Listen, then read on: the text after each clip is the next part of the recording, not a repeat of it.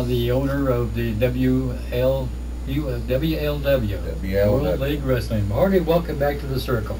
Bill, thank you. It's always great to get back up in the Kansas City area and be able to go on the air with you. As you said, 40 plus years. I'd hate to try to figure out just exactly how many that was, but or how many times we've been on the air together. God Almighty, I can remember in 1973 when I won the world's title the first time, and you were backstage with me, and there was a police officer back then, Phil, I can't think of his last name.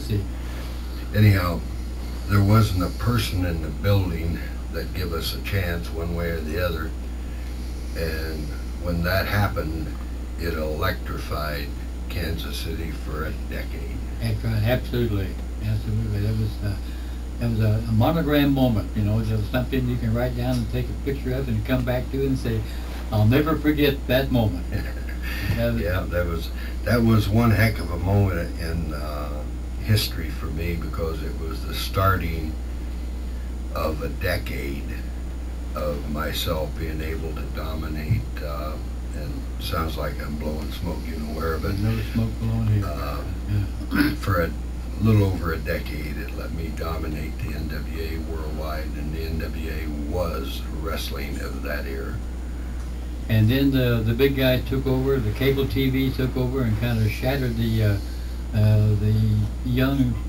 people who were really trying to make a living, and the wrestling fan would come up, and that's the only wonderful thing they did all week was go to a wrestling match. And that kind of splintered that into different groups, and wrestling changed tremendously. Yes, it did, Bill. How they were able to do that at that point in time was most of the owners of wrestling were my age now.